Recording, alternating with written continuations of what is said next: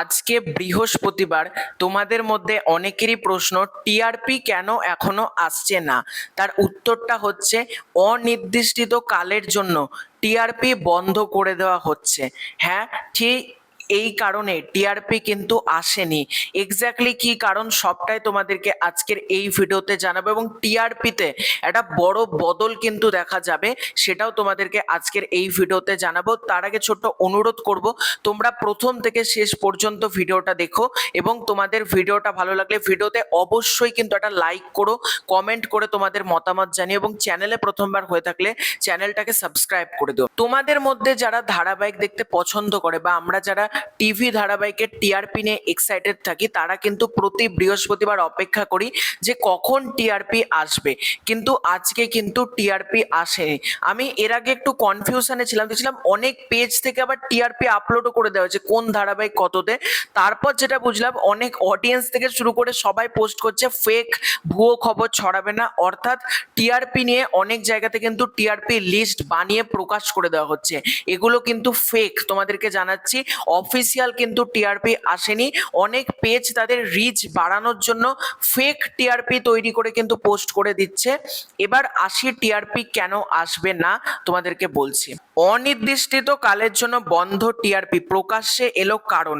Bangla serial প্রেমীদের জন্য রইল খারাপ খবর। সেই সঙ্গে মাথায় হাত পড়েছে স্টার জলসা থেকে শুরু করে জি বাংলা, সান বাংলা সহ আরো অনেক বাংলা চ্যানেল কর্তৃপক্ষের। কেন? কারণ অনির্দিষ্ট কালের জন্য টিআরপি আসা বন্ধ হয়ে গেল। হ্যাঁ, একদম ঠিক শুনছেন। আপাতত আর কোন সিরিয়াল বেঙ্গল টপার হলো আর কোন মেগা খারাপ ফল করলো তা জানা যাবে না। কবে থেকে জানা যাবে টিআরপি পরিস্থিতি কবে ঠিক হবে সে সম্পর্কে কিছু জানা যায়নি।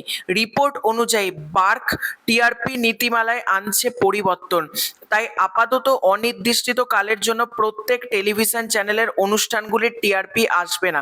অতএব নীতিমালা চূড়ান্ত না হওয়া পর্যন্ত বন্ধ থাকছে টিআরপি চার্ট প্রকাশ।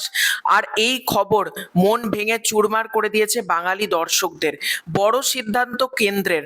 তথ্য ও সম্প্রচার মন্ত্রক আইএমবি নতুন টিভি রেটিং নীতি 2026-এর অধীনে লাইসেন্স রিনিউ না হওয়া পর্যন্ত প্রত্যেক ব্রডকাস্ট অডিয়েন্স রিসার্চ কাউন্সিলকে সমস্ত ধরনের টেলিভিশন রেটিং প্রকাশ করা স্থগিত নির্দেশ দেওয়া হয়েছে। ভারত সরকারের ministry of information broadcasting MIB নতুন টেলিভিশন রেটিং পলিসি 2026 চালু করতে চলেছে। এই নতুন নিয়ম অনুযায়ী বার্ককে নতুনভাবে লাইসেন্স নিতে হবে এবং সব নিয়ম মেনে চলতে হবে। তাই যতদিন না পর্যন্ত প্রক্রিয়া শেষ হচ্ছে ততদিন কোনো সাপ্তাহিক রিপোর্ট প্রকাশ হবে না। সেই সময়টাকে অনেকেই ডাটা ব্ল্যাকআউট বলছে। নতুন নিয়মে কি কি থাকবে? শুধু টিভি নয়, ওটিটি ও স্মার্ট টিভিতেও মানুষ কি দেখছে সেটা হিসেব করা হবে। আগে যেখানে অল্প কেবল টিভি বা ডিটিএইচ টিভির তথ্য নিয়ে টিআরপি তৈরি করা হতো, এখন সেখানে OTT, smart TV, Android TV, Google TV এই সমস্ত কিছু তথ্য নেওয়া হবে। ফলে ফলাফল আরো নির্ভুল হবে। টিভি অন করতেই যে চ্যানেলটি জোর করে সামনে আসে ল্যান্ডিং পেজ, তার ভিউ আর টিআরপি ধরা হবে না। টিআরপি মাপার সংস্থার ক্ষেত্রে আরো স্বচ্ছ ও নিরপেক্ষ করতে নতুন নিয়ম আনা হচ্ছে।